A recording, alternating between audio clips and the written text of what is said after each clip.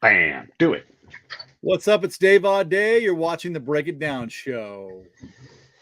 But first off, it's great to talk to you. Always fun to see what you're doing, where you're at. I love getting the emails each week and getting a chance to go sample the next amazing thing that you've done. It's uh, it's remarkable. Do you ever get blown away? Like when you step back, do you have time to step back and go, I got Lady Gaga's phone number or whatever, right? Like all of these No, crazy things that must be true. no, I have no time to do anything. I don't even have time to listen to music. I mean, it's weird. Either you're making music or you're listening to music, and Mm, you can't do both. Well, I guess you're doing both, but it's tough. It's because to make music, you got to listen to music, right. right? But if you're busy making music, you really don't have time because really that's my job is listening to music, and I don't listen to enough music. And some advice I've been giving people lately is because a lot of people take because you need to take breaks. You can't just steam through. I like to watch little.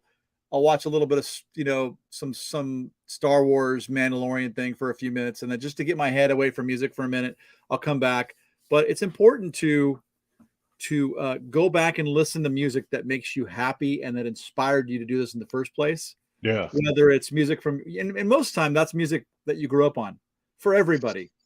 It's rare you're listening to music that's came out this week and that's what's inspiring you to make Mm. music. Usually it's most of the time stuff that came out between the ages of like 8 and 20, I think, Hmm. because you bring back those memories of hearing something for the first time. And you were also going through being a kid, and being a kid is great, because for obvious reasons. And so that's usually the music that sort of just gets me pumped and in a great headspace to then go back and whatever I'm working on. How often, when you're making all of these things, whether it's your own music or somebody else's, how often is it just natural, or how much of it is actual work where you're like, no, I've got to resolve to the minor seventh here. Oh, you know what? Yeah, sometimes things come very quick. Anybody who makes music will tell you this, I'm sure. Sometimes things are very quick, and sometimes it's like a week or two on Mm. something. I just spent a song I sent to somebody last night, and they were like, "It's perfect. I have no notes." But literally 2 weeks ago, when I sent it to him, it was like, "There's something wrong with it. There's something going on. There's something." But Yeah. then 2 weeks, just hitting it every day for a little bit, pulling it up, and going, "Oh yeah." It just took me 2 weeks of just little fine tuning to get it to get to the point where the artist is now saying perfect. So it's you know, man, that's the greatest part about music is no song is ever the same. Mm. Um, and everything's different, and it's the challenge. I love the challenge of working on different things, different songs, different singers, different Yeah. drums, different. I'm a weirdo, man. I like to don't like pull in stems from a song I just worked on. I like to just go and take just waste my time copying a kick drum over, just grabbing the kick and then putting in the pattern and taking the time it takes. Rather than, I think there's probably people that just go, "Oh, I love those drums from that thing I did. Yeah. Let me import that and save myself 2 hours." I'm I'm a glutton for punishment, I guess, and I just like to. I don't know if you call it ADHD. I don't know what you call it. Yeah. Just like the mindset that no, I want to do this for each song and make sure that it's this for specifically for this thing. I don't know. It's a And weird how thing. it is weird. And like you play in a universe where, yes, you need to listen to things so that you're hip and you're in the marketplace, but it's also your job to do something that's ahead of the marketplace. And so when the market shows up, you are giving them something that they need rather than something they've already heard. I don't know if you're supposed to look. I mean, we all dream of being ahead. Yeah. That's all. That's everybody's dream is to create something that no one's heard, or to create something that's like the next thing or trend or sound. Or I think that's always like, man, that'd be cool. But I think I stopped trying to do that so much. It's not like one of my main thoughts. My main thought Right. is just maybe make something that sounds great. If I stopped kind of thinking, okay, I gotta like make something that's crazy next level, because that's not what people really are hiring me to do, Yeah. right? Yeah. Like I'd say most of my work is hired work. So people hiring me to produce a record, remix a song. Yeah. And I think when that's the case, they expect me to do something that sounds good. So, and most people would say they don't want me to necessarily experiment. Right. They want me to make something just that I know is great. That's probably the number one priority. Mm. How long does that take for you to go, okay, whoever it's going to be, whatever band, whatever act, they're like, hey, we need this dance track done, and you're like, call me tomorrow or whatever it's going to be. Uh, Again, I wish I had a time. Yeah. Love Right? it. I love I it. can't. You can't do it. I don't know if anybody can. Maybe Mm. there's somebody that can. I can't. There's probably is. Everybody's mind works differently. And by the way, Yeah. there's not one way to produce a record or remix a record.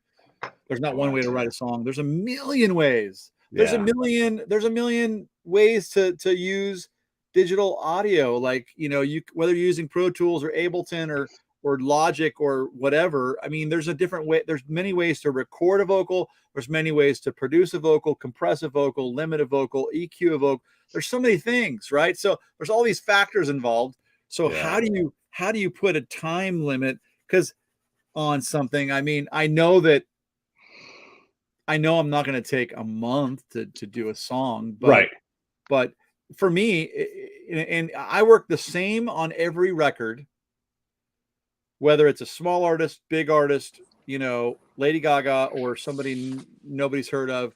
It doesn't matter. I work the same amount of time and I give it the same effort that, if they're paying me $5,000 or they're paying me $500,000, which never happened, but Right. I work on it the same. I give it the same energy, no matter Like what. you couldn't do like if you said, hey, we have to have this in 2 days, rush Oh job. no, I've done that a million times. I've done that. Oh, okay. That's just No, not what you like to do. I mean, if you give me sometimes that's good for people to give me I'll tell you what, most of the time people just let me. I used to have deadlines. Yeah. It's weird. The deadlines are kind of like not there anymore. Huh.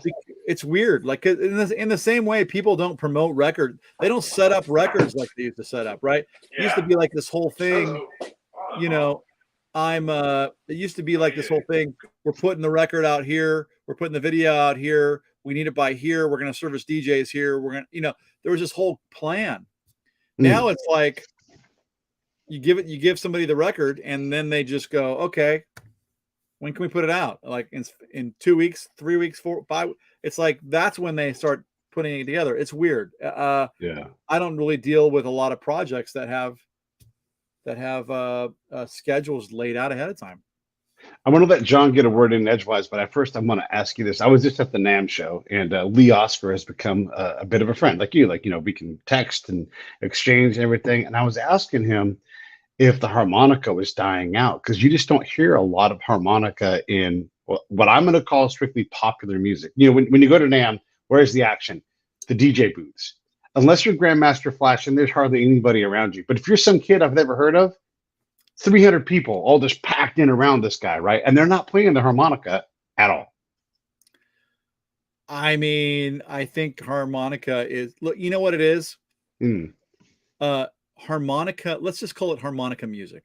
Harmonica music is not dying.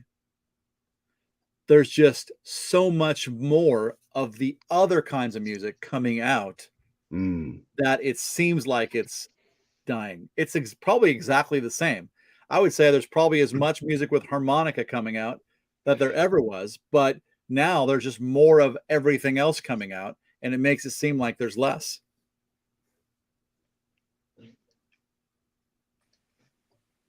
Well, let's face it, the harmonica isn't the youngest, hippest instrument either. As much as we love Lee, no one's learning harmonica, right? I mean, I don't know where you learn harmonica, but it's it's definitely not the hippest instrument to learn.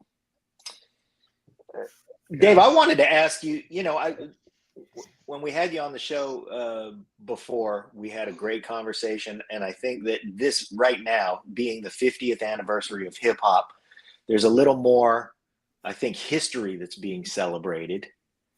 And so I kind of wanted to dig back with you and get a little of your history and see how much you were influenced by historical club records, and I wanted to shout out a couple of things, like On and On by Jesse Saunders, which a lot of people say is the first house music record. How much did that early house music from Chicago influence you? Larry Knuckles and Frank LaVan and those guys. Frankie Knuckles is an icon. Yeah. And Frankie Knuckles' Whistle Song was one of the first records I danced to at an underground rave club, which is what they were called in the early 90s. So, but growing up in Los Angeles was pretty far away from Chicago, right? Chicago, yeah. So really, and you got to think about when I grew up and when I got into music and when I started making records in the early 90s, the way we would get music was from going to the record stores and buying vinyl. Yeah. And, it really wasn't, or listening to the radio, right? Listening to the radio, listening to other DJs play at events. So a lot of times you'd go hear Joey Beltram play, Energy Flash, and then every other DJ started playing it. That's how DJs played records. There wasn't a lot of just finding a record that you loved and playing it, and then all of a sudden everybody started playing it. It was the bigger DJs would play a record, and then they'd go, "Oh, that's great," and then people try to get their hands on it, go to the record store and try and find it. And it was a different way of ingesting music and then promoting it and playing it. It wasn't. There's no internet, right? There's no internet, so there's no emails. There's no internet, so you had to hear somebody play it, or you had to hear it on the radio, or go to a club somewhere. Right, that's it. That was the only way you were going to know of a song, and it didn't happen overnight. It happened obviously the weekends or when things were getting played. So you'd probably hear it for 2 or 3 weekends in a row, and then go, okay, that's a big record. Probably should try and get a copy of that. And there was no Shazam. You got to say that too. No Shazam. Yes. Oh, yes. Excuse me. So you either went in, so you went to the record store and started singing, "I want that record that goes whoa, whoa, whoa, whoa, whoa, whoa, whoa," and then the guy would have to figure out what record that was. Yeah. And that guy happened to be a guy named Steve Loria at Street Sounds in LA, which is where I bought all my first, vinyl. But so back to Chicago. Chicago was not an influence on me at all. I didn't know what Chicago house was. I don't think when I first got into it, I didn't even know what house was really, because I got into it early 90s. House really exploded or came onto the scene late 80s. Yeah. I was a little bit young for that.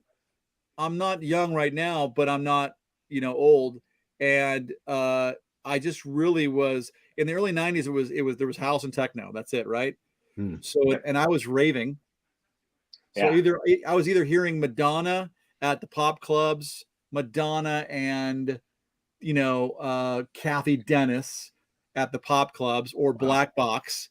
And then I'd go to the underground rave and hear Black Box, KLF, Quadrophonia, James Brown is Dead, so rave, techno rave, and then vocal house. And so, man, I really, it took a long time to kind of really learn about Chicago house, Detroit house, who Frankie Knuckles was, New York club scene, which is, again, Frankie's also was a New York guy.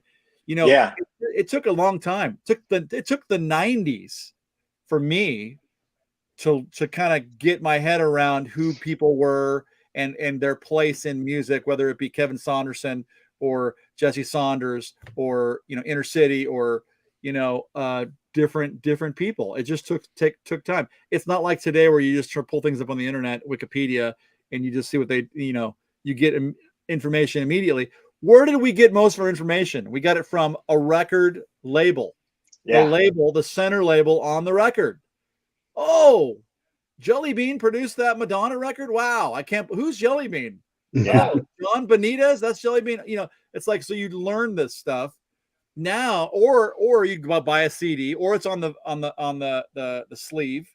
So that's where we got all our Wikipedia information back in the day. We'd have to read this stuff or buy a CD and read the tray and the booklet in there, or the J card and a cassette. That's where we got our information. Now it's just immediate for free. You don't have to buy anything. You can read it online. So, Yeah. I was inspired by listening to the music, but I didn't really, it took a long time for me to learn the history, of all these guys that were really made some of the first great records, guys like Ralphie Rosario, a good friend of mine. When I met Ralphie, I just knew him as he was another Billboard DJ. We were both Billboard reporters reporting what we were playing every week. And I didn't really know the history behind Ralphie Rosario and that whole Chicago thing. So it just takes time. And I think a lot of the kids listening to music, a lot of the younger DJs don't really have that history because it's not taught in school, right? You have to kind of talk to other DJs and kind of like, it's finding a record, figuring out who produced it, and then figuring out who inspired them, and then who inspired that person. And it's like you can kind of follow records back, what inspired who, and then oh wow, that they didn't. And who's connected?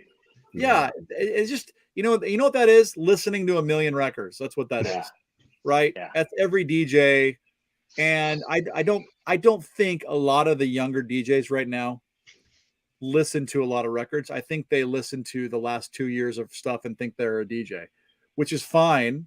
That's fine, but you're not going to go, huh? Just different. It's just different, And again, when I started DJing, I absolutely knew nothing. I knew nothing. I knew records. I didn't know who made them. I just knew what I liked. I'd hear a record. Oh yeah, I love that record, and then I figured out who it was. Because again, unless you bought the record, unless you had the record in your crate or your buddy had, you didn't know who did it. You just knew by listening, right? And that's also how I made records in the early 90s. Was I just knew I'd play a sound. Oh yeah, I like that. Oh wow, that Korg M1 piano sound. Wow, I hear that on a lot of records. That's the sound they use. Oh, cool. Wow. That was it. It wasn't, I didn't read it on Wikipedia, or I didn't see a YouTube video showing that everybody's making records with this same organ sound. It's like you just experiment. You had to go to Guitar Center and hear it and go, that's that sound.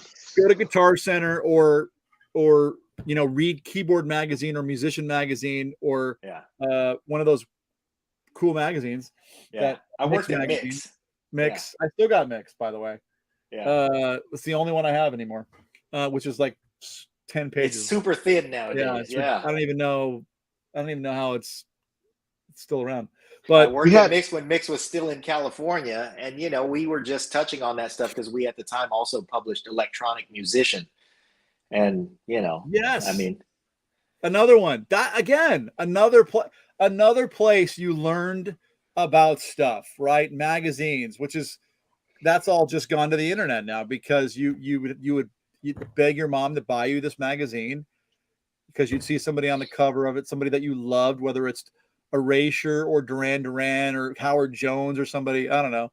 And you'd go, you'd read the article and you figure out what he was using. And then you try and figure a way out to save, to sell everything you had to buy one keyboard that Howard Jones is using or something, So talk about how you made the leap, or maybe it wasn't a leap, maybe it was a gradual crawl from DJing on vinyl, identifying those sounds, and then producing, where you actually started to take all your knowledge of the sonic differences and apply them and start to use stems, and talk about your education from, what are you self-educated as well?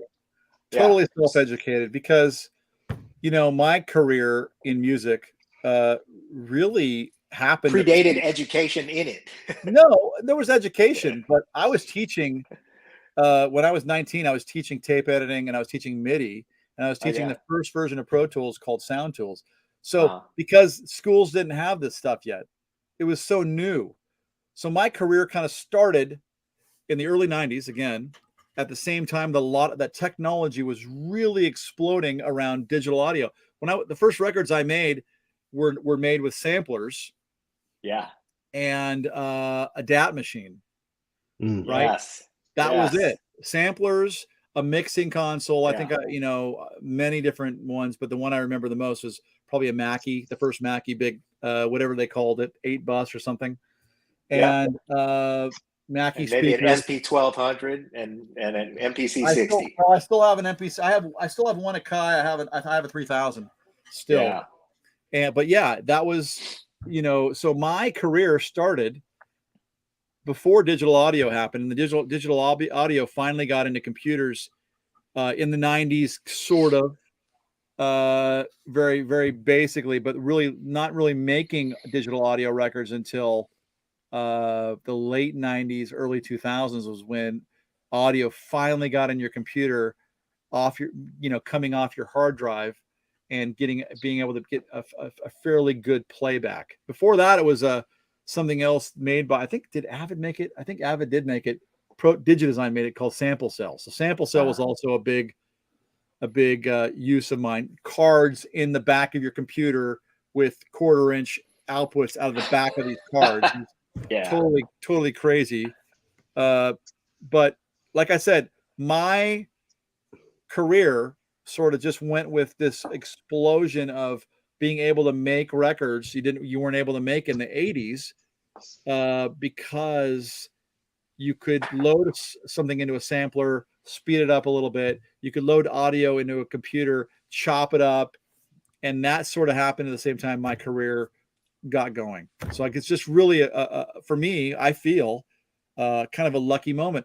Remixing wasn't big until I started doing remixing, because it was a thing that happened as my career. I was there, ready to make records, and remixing sort of what became a thing. So those two things happened at the same time, and that just became that became my niche.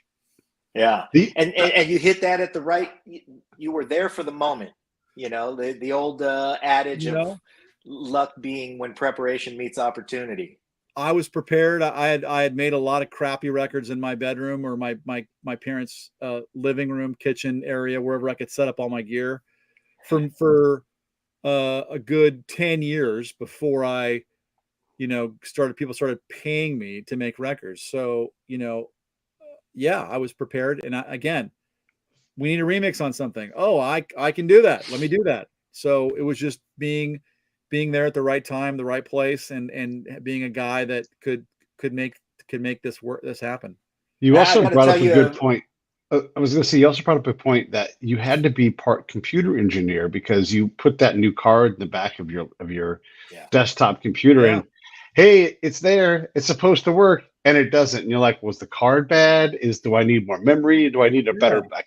And you had to figure out, because you couldn't just go buy something that was purpose built to let you edit music. You had to invent it and improve it along the way, and that meant a lot of failure as you tried to build the machine that you had. Oh my God. Hey, I have to tell you guys a story. You're going to get a kick out of this, but we had my cousin Daryl and I had a studio together, and we had an MPC 60 in there. We were having a hard time loading. For some reason, it wasn't loading sounds properly. So at one point, my cousin just picked up the phone and called Akai, and he was trying to figure out where they were, because it was in the afternoon on the West Coast, and we were figuring we were hitting them kind of late, and probably nobody's going to answer. And then somebody just randomly answered the phone, and he said, I was hoping to get some tech support. Here's what my issue is. And this guy was so knowledgeable. I mean, he walked us through everything, ended up updating stuff and doing some things that we never would have found in a million years. And after about a half hour of walking us through everything, it was loading properly. And we just wanted to, show him our gratitude. So my cousin says, hey, man, I'm going to write a letter or something. Will you tell me your name? And it was Roger Lynn. Roger Lynn. Yeah. He just answered the phone. That's incredible. But that's, you know, when I got into music, or making music, I didn't know what a drum machine was or how to work it or how to turn it on. I didn't know what MIDI was. I mean, this is all stuff I had to learn. It took me a long time as a 13-year-old kid, you know, hearing the word MIDI for the first time, you know, but it was just a lot of trial and error. Oh, that didn't work when I plugged it into the MIDI out. Maybe it'll work when I plug it into the MIDI in. Oh yeah, that worked. Oh, I got to change the MIDI channel. You guys remember this stuff. So it's like a lot of trial and error. And that's why it's such a joy for me to make records today, because, you know, even though there still is things like right now I'm dealing with getting all my plugins, Apple Silicon, you know, ready for to use. I think right now I'm still doing Rosetta, and I'm hoping I got like 2 more plugins I'm waiting on. I'm waiting on the Roland stuff, and I'm waiting on, what was the other thing? Oh, not Sound Toys. UHE. I'm still waiting on some UHE stuff. So, you know, there's always going to be stuff that you have to figure out. I think I just be so nice to just turn your stuff on and everything works perfectly. But, you know, you got to be able to fix things. Yeah. Be a producer. Yeah. Do you have any thoughts on AI? I do. I have a lot of thoughts. We all have thoughts, and it's just, it sounds ridiculous to me. I'm sorry, but, you know, and yes, it's coming, and yes, let's not like be negative about it, because let's be open to stuff. Let's be open to Napster. Let's be open to that first iPod. Let's be open to iTunes. Let's be open to burning CDs. That was a big deal. You know, it's like all these things happen, and oh my God, everything's going to change. You know, one of the best parts about making music, is collaborating with people. So AI, you're not collaborating with anybody. Music's not going to go away. People collaborating is not going to go away. Things are going to change. Who knows how they're going to change? But we're barely being paid what we should be paid now to make music. How are they going to figure out AI, how to pay something that it's AI? I mean, there's so many questions and so many things that have to get figured out. I embrace technology, but me too. But I do not necessarily embrace nobody making music, which is basically what you're saying. So, you know what I think is going to happen, though, is I think that it's going to, just like everything else seems to go cyclically, we're going to see a flood in the market, because bean counters are going to say, hey, we can AI a bunch of stuff and we don't have to call Dave, and it'll make remixes because it knows, like, throw the locomotive in there and then, you know, do the drops and this many drops per song or whatever. And we're going to get hip to it. And we're going to realize as listeners, like, this is not a person. This was, you know, there's nothing that, it doesn't feel right. And eventually it's going to, just like we've cycled back to vinyl, just like we cycle back to live music all the time, we're going to get to a place where the AI functions that we are, I think are going to become, you know, in the marketplace, are going to sound like AI to us. And we're going to start to, you know, hear it and go, we're humans. We want humans doing our stuff. The bottom line is we don't know what's going to happen. So it's like, you know, we can all guess what's going to happen. We can speculate. Nobody knows what's going to happen. But it is what it is. You can't stop tech. Just like if there was a meteor that was going to hit the Earth right now, you can't stop it. You can try, but, you know, you just have to sort of like wake up every day. And I love what I do. I love making music, and I'm going to keep doing it as long as I can. As long as somebody wants to pay me to do it, go into a studio and write a song. That can't change. Going in, sitting with somebody who has something to say. Yes. You know, and then, you know, you can mining that talent. There's some things you can't a computer can't do. I'm sorry. There are some things. Yeah. Right. You can type in keywords. And here's the great part about this whole topic is you have an AI song, and then you have people go and make a song. You still don't know. You still don't know what would have happened if you didn't do the AI, and if you would have just let them go do their thing. You don't know. It's not like you can't compare it. There's no comparison, because you could say, oh, okay, I'm Madonna and I'm Lady Gaga and I need a new remix of my record, right? Let's go AI. They type everything to AI, they get a remix. Sounds pretty good, but they still don't know what it would have sounded like if they would have hired me. Yeah. It's not like you can't compare the two, right? They didn't hire me, so there's nothing to compare it to. And there's going to be some AI stuff that sounds good. There's going to be some AI stuff that doesn't sound good, just like regular music. So who the hell knows what's going to happen? One of the things, I've actually got a guy from Copy AI coming on the show, I think next week, and I'm going to talk about some of this stuff. But part of it is that Dave, has to manage his AI musician. And so it might free you up from doing things that you have to do now. Just like if George Martin was to see all the things we have now, he'd be like, oh, it's so much easier this way. Yeah. Let's get the four boys in a room.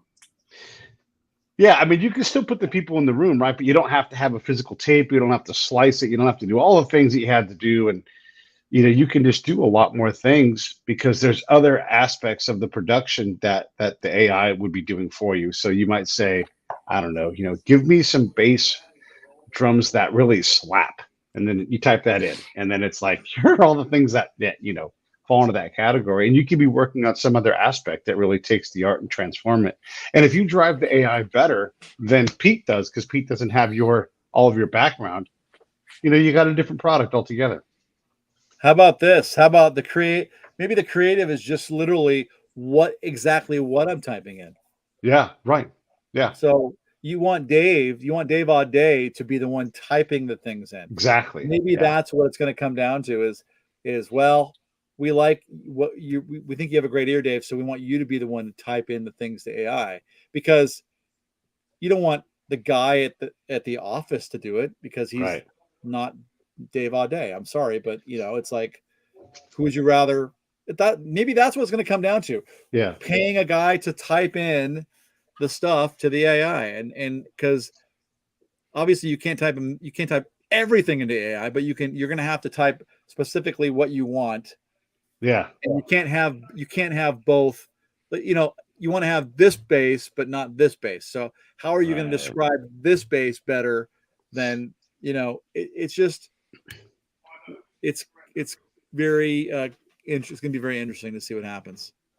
And today, as of right now, though, go ahead. Today, I'll say today, right now, how it works. You could say, in the style of Dave Audé, remix this song, and it's not a very good version of you, So you could slowly nudge it towards something that was useful, but you probably could do the work faster yourself. Give it 5 years, and it might be faster. And also, will I get paid? If somebody types in the style of Dave Audé, do I make money off that? Yeah. Pretty soon you have to copyright. Am I going to say no? Let's see how that goes. Yeah. If somebody says, "Hey, we typed in the style of Dave Audé," you're going to get a piece of the record. Yeah. That's when AI comes back. It's like, I can't use anything in the style of Dave Audé unless you enter this amount of Bitcoin. And then you get. I'm just saying, man, we're at the beginning of this whole thing.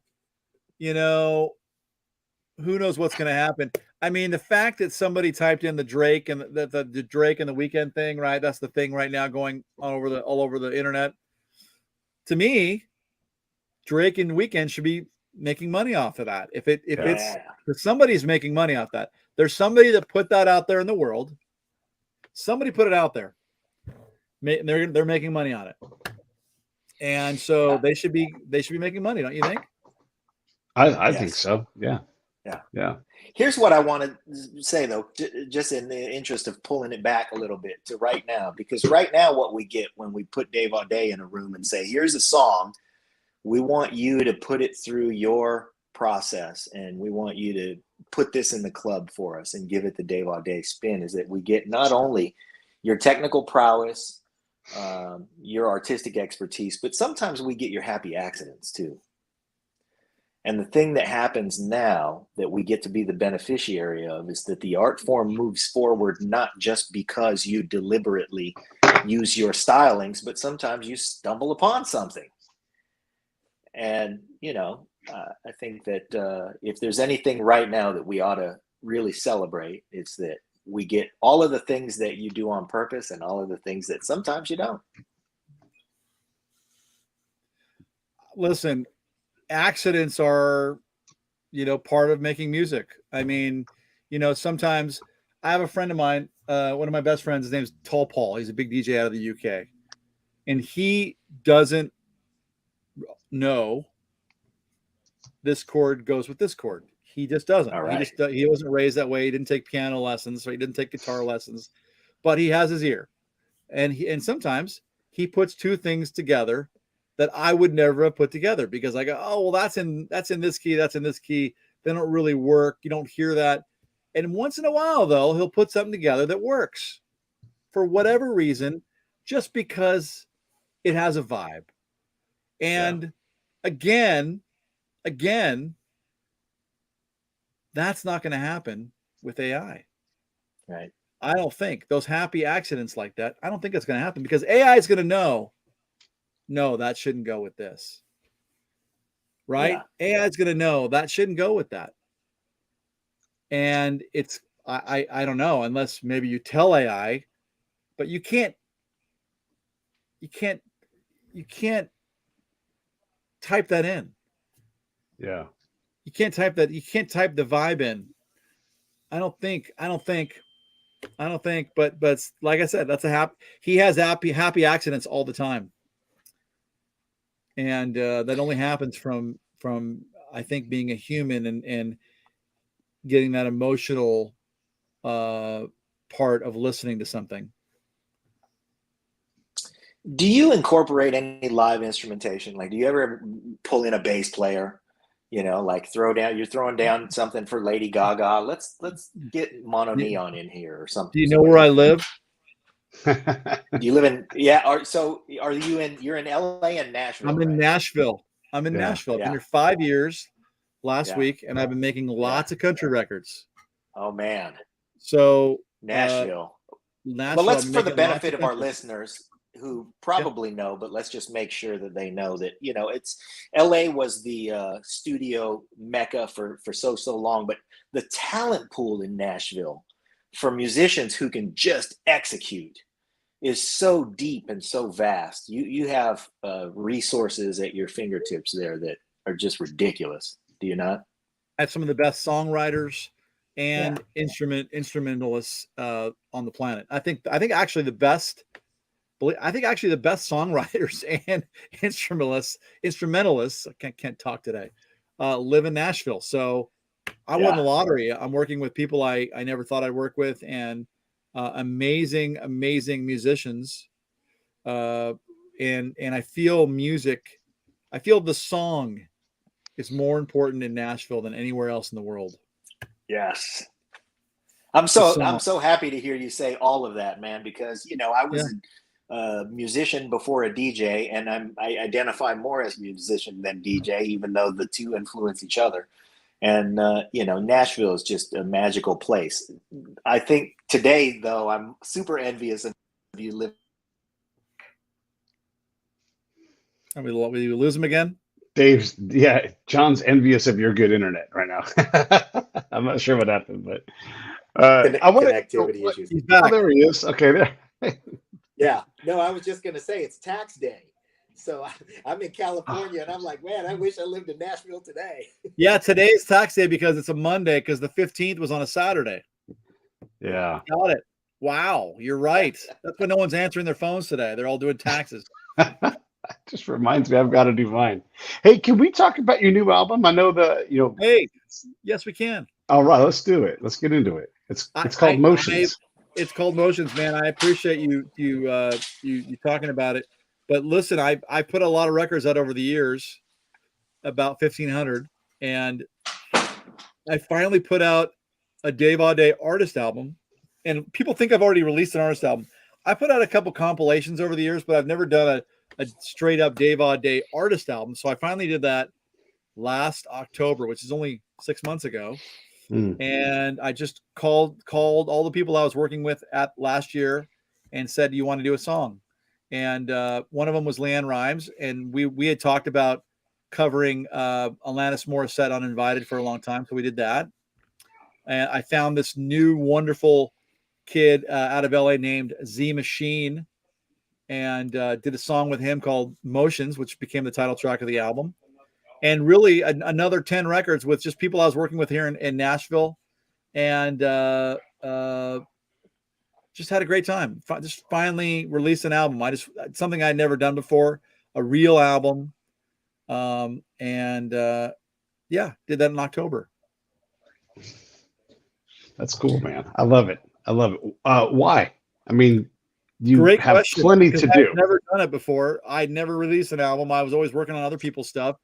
So I took, 3 or 4 months, maybe a little longer, and just focused on doing this rather than just, I'm always doing stuff for other people. Right.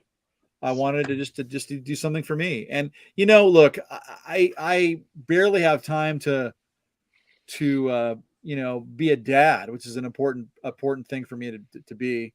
And so I don't have a lot of time to really run a record label because it does take time. People wonder why record labels are needed, and they are needed because there's a lot of things to do around marketing a song, promoting a song, letting everybody know a song's there. Yeah. And people don't realize, and a lot of negativity goes into record labels, people, whatever, taking money or whatever it is. But man, a good record label does a lot, and I don't really have much time to put into my own record label. So, that's something else I'm learning. I just, my dream is to make music all day. It's always been my dream, and I do have days here and there once in a while that I am able to make music all day, but not a lot. A couple days, maybe 2 days a month, I make music all day, but most of the time, realistically, most of the time I spend is emails, meetings, interviews, fun interviews, stuff like that. Going and meeting with people, having coffee with people, figuring out what I'm putting out on my record label, entering all the metadata in, entering all the marketing stuff. It's like takes up all my day, and I find myself making music for about 5 hours every night, which is horrible. If you think about it. I mean, also going for 2 hours to hit golf balls with my kids or go to my kids' baseball, football game, whatever they're doing. So that's included in there. But I'm literally making music for like 5 hours a day right now, which is definitely not enough. I'm looking at about 40 songs on my plate today. And wow. I just don't have time. But the business takes so much time. I can't hire somebody to do all this stuff because a lot of it's just personal knowledge that I have. I can't tell somebody to do stuff. It would take more time to tell them to do it than just do it, if that makes sense. So, yeah. But this is the world we live in. This is not the world we lived in 20 years ago, but this is the world we live in now, where you're just doing everything yourself. I'm doing everything myself for my record label anyways. And even just doing remixes. I mean, there's a lot of just uncreative time, whether it's running masters, getting stuff to my mix engineer, stemming things out, sending metadata out to the label. I mean, there's just a million things going along with just making music. It's not just fun and games, I guess you could call it. It's a business. It's always the business stuff that occupies more time than anybody thinks, and it's just like any other trade. For anybody who's listening out there, if you're who cares, a plumber or swing a hammer or whatever you do, you go, okay, I'm the best at swinging a hammer or whatever. I'm going to go into business for myself. And then you realize, man, there's so much else to do.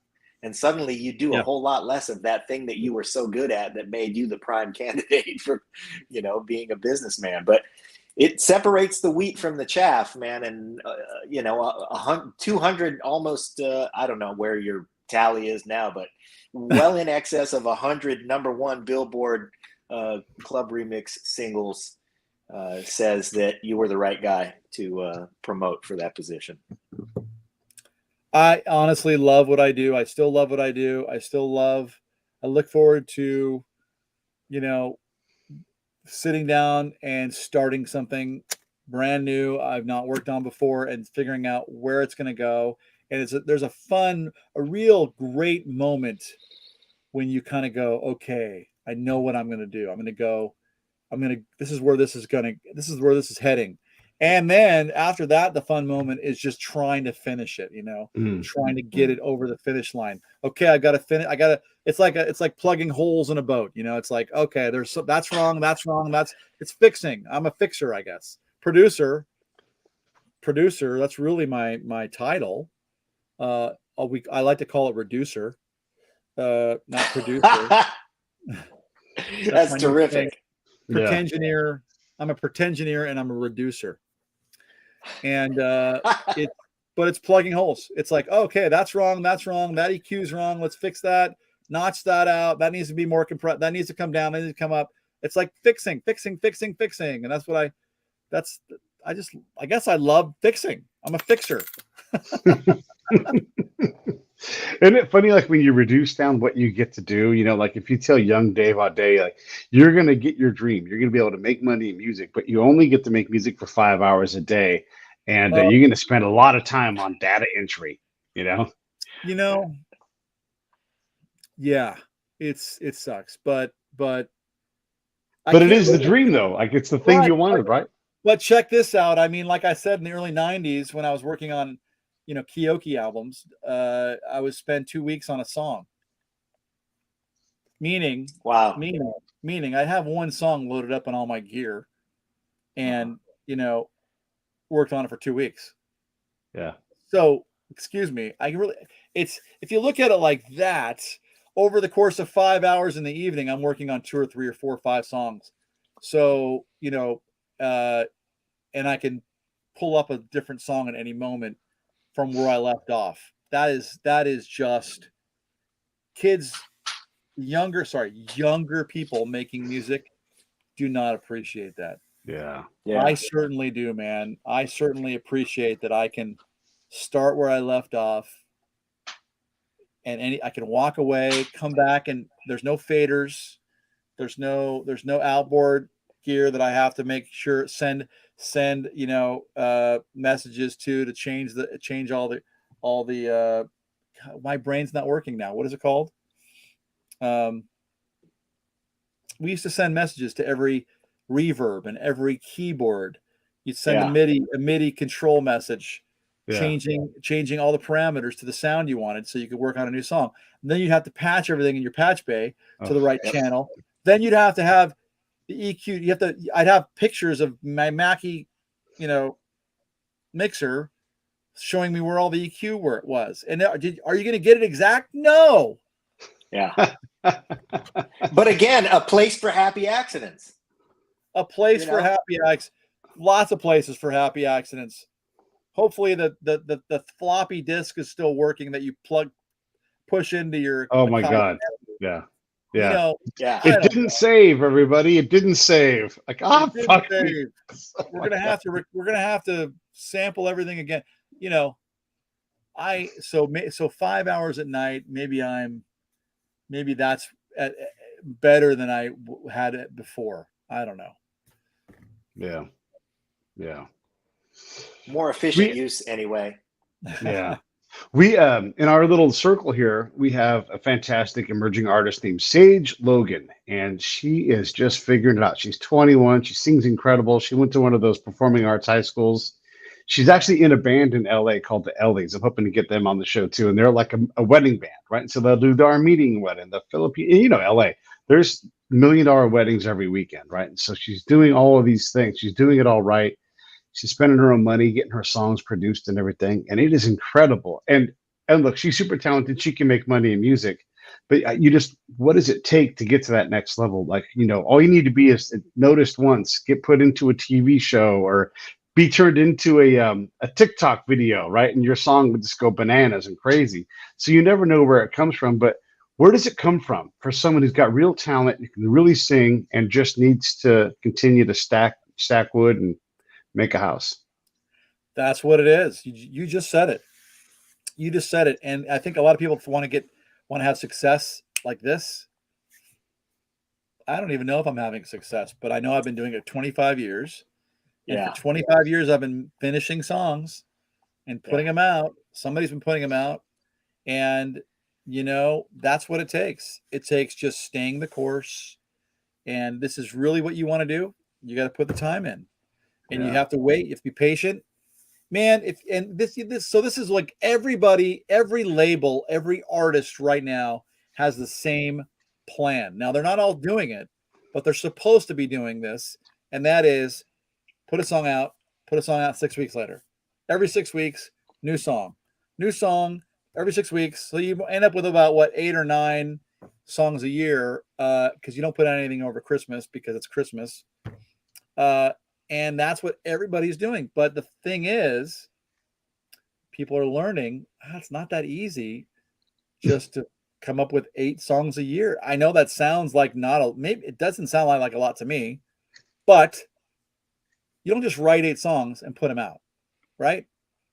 You got to write like 40 songs, and then hopefully you have 8 good ones that you want to put out. And by the way, you have to record them, finish them, comp all the vocals, fix all the vocals, mix everything, master everything, get the artwork done.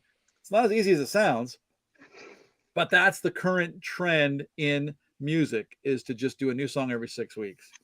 So you could tell her that.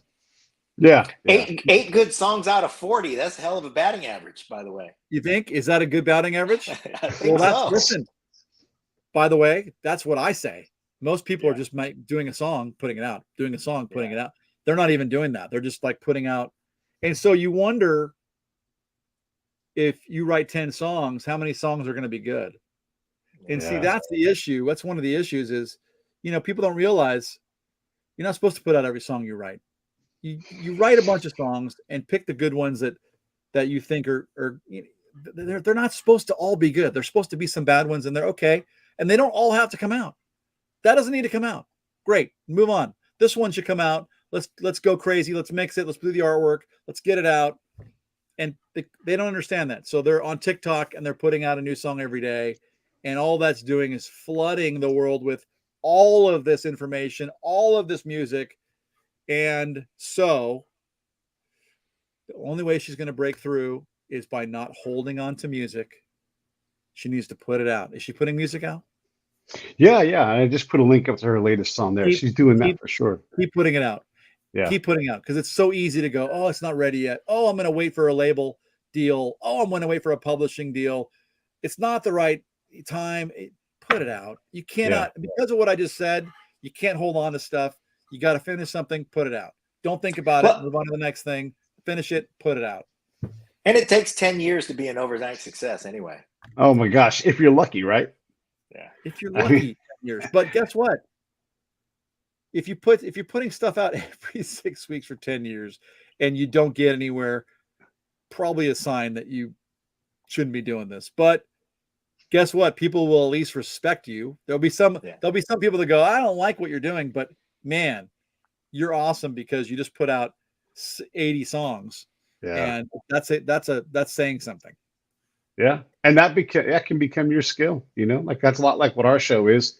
For sure we're going to show up. We're going to crank shows out, We had Chris Thomas King. He's also become a friend of the show. And for a while he was trying to put a song out, I think a month, maybe a week.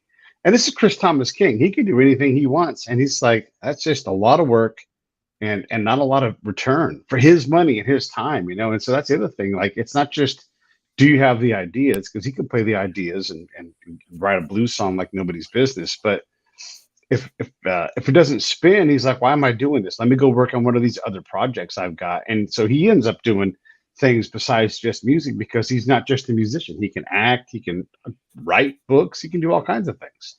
Yeah. It's, man, just like the AI thing, every day is a new thing. Tomorrow will be something new. Yeah. Next week will be something new. Next year will be something new. That's the world we live in. There's always a new thing, a new trend, a new way of doing things. Yeah. There's my son coming in from school. Nice. Yeah. Well, everybody should check out your album. Let me get this thing up here again. Do you want to talk about your course real quick?